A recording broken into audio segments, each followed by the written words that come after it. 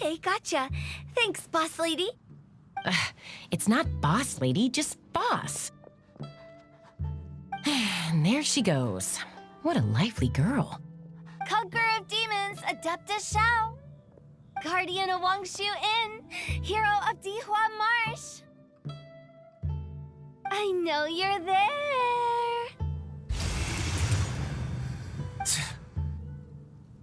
Quiet. Do not disturb the peace. Sorry, but you wouldn't show up if I didn't yell your name, would you? I know you. You're the 77th director of Wangsheng Funeral Parlor. Is there something you need?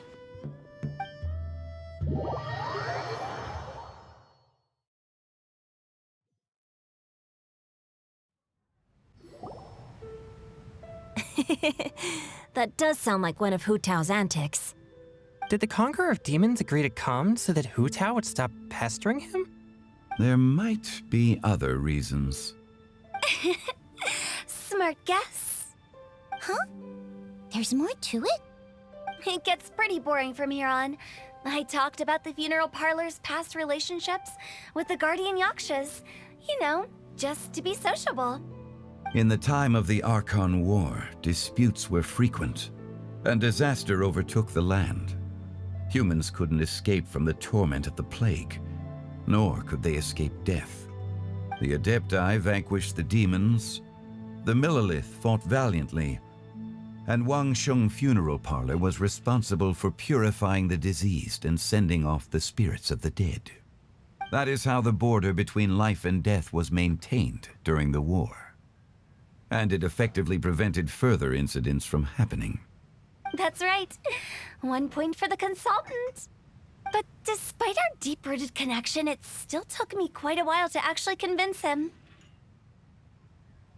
You know him pretty well, huh? This matter is out of my control, so I need to be cautious. True, but I've kept that in mind too. That's why everyone here today is in one way or another acquainted with elemental power. Besides, it'll only be for a short while as we dine together. There won't be any lasting consequences. But I didn't expect there to be so many people. There's no need to worry, Conqueror of Demons. We're not feeling anything unusual so far. Our young exorcist over here is protected by his pure yang energy, so he's probably the most resilient. That's not the same. And did you just toss your carrots into my bowl? Hey, don't look away. Huh? What? I'm siding with Chongyun. I saw that too. You're lucky Guoba isn't here today. He hates seeing people being picky with their food. If he'd seen that, he'd definitely make you eat all your carrots. Huh? Guoba would do that? Is he that uncompromising? But now that I think of it, Xianglin told me that Guoba used to be the stove god. It sounds like you've heard the rumors. I'm doing fine. Not long ago, before Lantern Rite, I met an old friend. Thanks to his help, things have been a lot more stable than before. Right! Wait, what?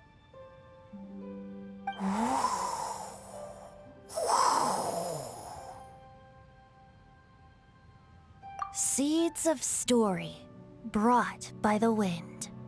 And cultivated by time. Did Paimon just unconsciously complete that thing? That voice. Could it be?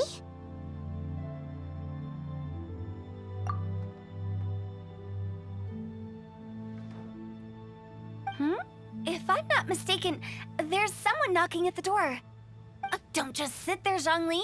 Go welcome our guest in. No such need. I'm coming in.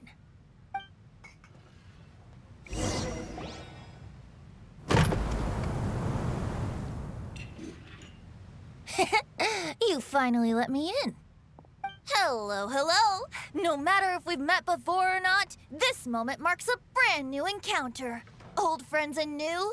Happy Lantern Rite. Oh, it's the tone-deaf bard. Oh, Ooh, he seems to carry a valiant breeze wherever he goes. It looks like we're gonna be friends. Fate has brought us together, so come on, take a seat and be my guest. Help yourself. Oh, I'll ask them for another set of cutlery. This young lady here is as bright as a fresh bouquet of flowers in the morning's rising sun. She no doubt is the one with the most authority here. Whoa, these dishes look amazing! Is it really okay for me to join in? All right, I'm digging in. Huh, it's you. Oh, isn't this Genu? Genu? Yep. Now that I've taken a closer look, you're a fan of Genu's works, aren't you? I met Xingqiu at a light novel convention. Ah, how I wish we'd met sooner. I never expected that there'd be another person in this world who could interpret Genu's new novel as thoroughly as I could. Venti, you're being too humble. Considering your poetic talent, your fundamentals are way more impressive. Could this new guest be Master Xingqiu's friend? Yes. Monsters become more active than usual as we get closer to Lantern Rite. I was patrolling Dihua Marsh a few days ago when I happened to run into this... You've already forgotten? I'm a bard, remember? And bards go around singing wherever they like. Oh, right.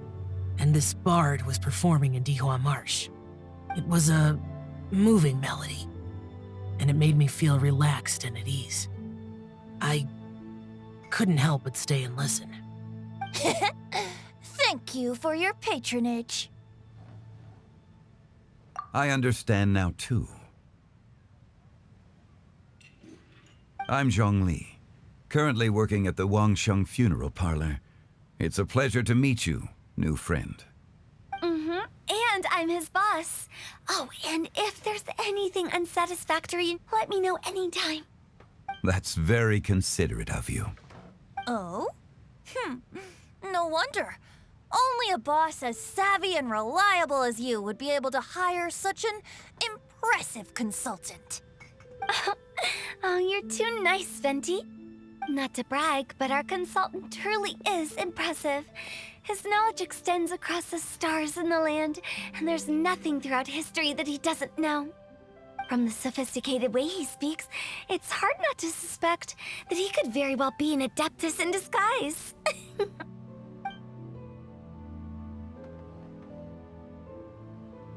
Shao, you're an adeptus. Do you think it might be possible? Sorry. I'm only good at conquering demons. I'm afraid I don't have much knowledge in that matter. Really? But Paimon thinks you're super knowledgeable. Thanks again. Huh? Oh, right!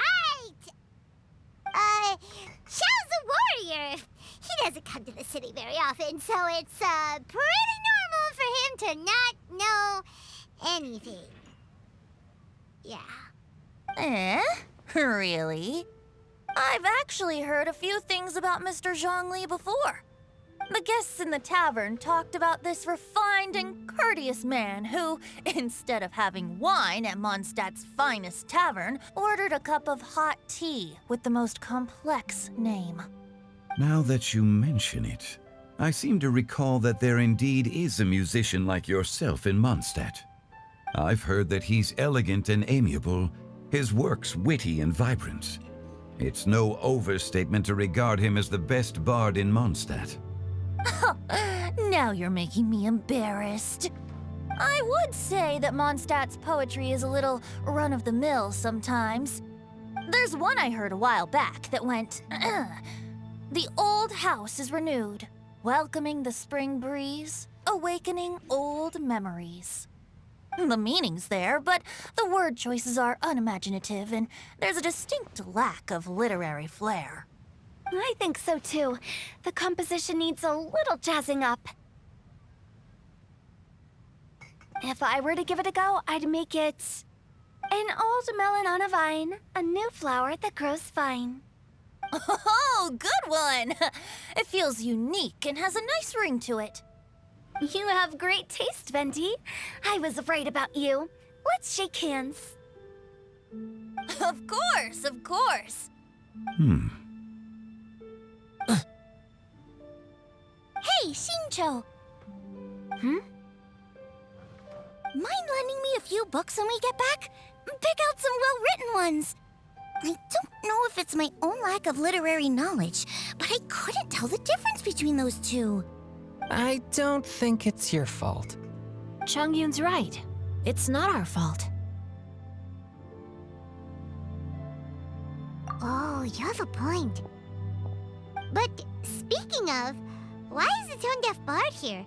Are you here to take part in Lantern Rite too? I heard that Liyue will be hosting a Lantern Rite music festival this year. As a musician myself, how could I possibly resist the temptation to come take a look? Or listen. Getting to know other musical styles is essential to sparking inspiration, don't you think? As for the Fontaine friend who hosted the festival, I saw him near Stone Gate the other day. The Iridescence tour has finally been held successfully for once, so I had to congratulate him. Don't think anything of it.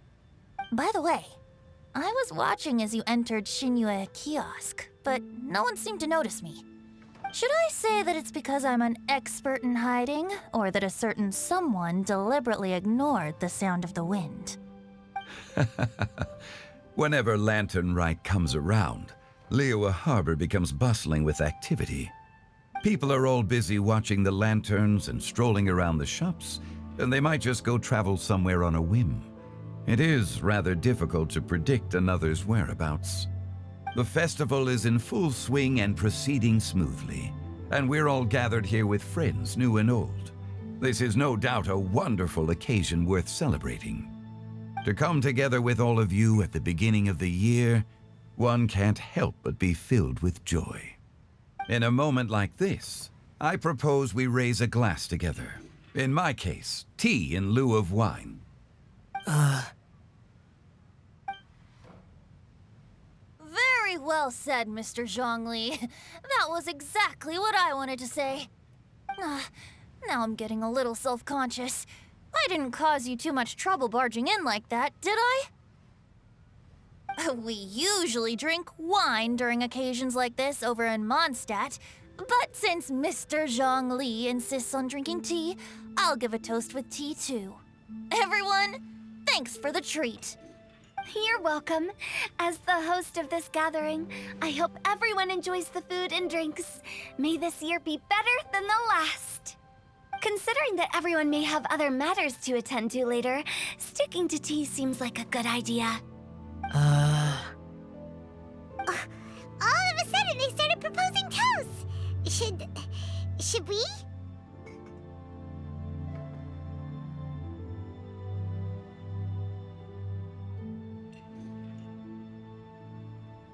What's with the urgency?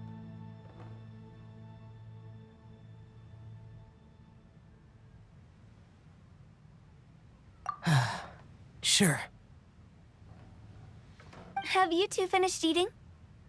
It's always nice to have a breath of fresh air after a meal. Helps with digestion. Paimon will come too. Yeah? Okay then. Don't forget to come back.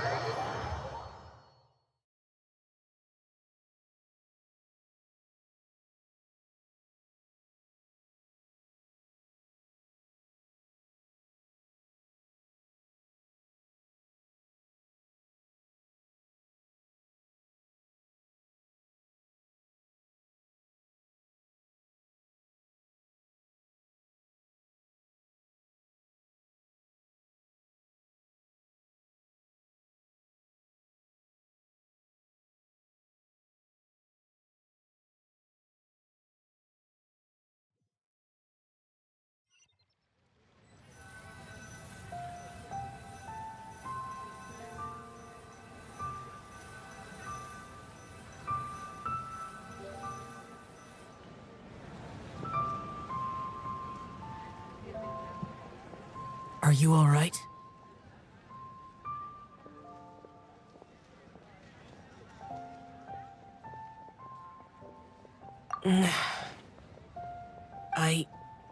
It's hard to describe. It's not that. There were those among the Adepti who loved gatherings and idle chit-chat. Sometimes they would call up a few others for a drink. Even I got dragged along to their gatherings many times. The Adepti all have their specialties, making most of them proud and arrogant. Everything they say is straight from the heart. It never gets too complicated. But this time...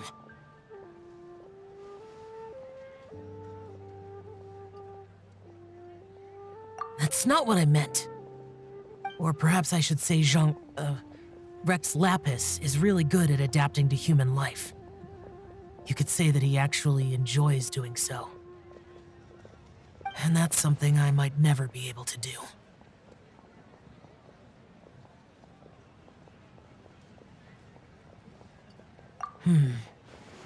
That does sound like something you would say.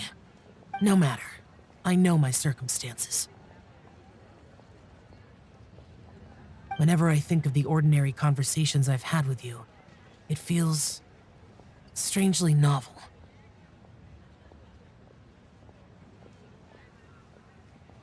Yes. The parlor director went out of her way with the invitation, so it was difficult to turn her down. I had made mental preparations before agreeing to come. She told me that all the guests today would be acquainted with elemental power, and I knew that you would be here. But I didn't expect the other guests to be... General Capisis always said that we should live in the present and enjoy every pleasant surprise. Perhaps that's what I should do with what I'm feeling now. But I think he meant designing clothes for those around him. The clothes were intricately designed, but inconvenient to wear. Brother Bosacius never tried to hide his distaste in front of him. Rex Lapis did like his designs and even collected quite a few. The outfit he wears now was also designed by General Capisis himself. I never saw him wear this during the war. I didn't expect him to start wearing it later. Oh, here you are. I'm not intruding, right? You're not. What is it? Hu Tao saw that everyone's done eating and asked the staff to bring out the desserts. Paimon got so anxious that you weren't back yet that she scarfed down her dessert without the usual slurping and munching. To be honest, I was kind of worried too. You looked a little restless just now, and I thought you weren't used to the food here and was planning to head back to Wangshu Inn for something Yanqiao made. You're worrying too much.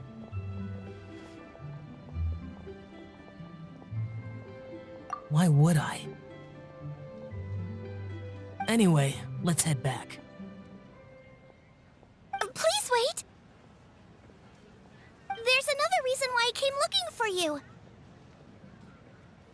Here, take these. I brought them for you. Almond tofu? Yup. Since the masterful chef's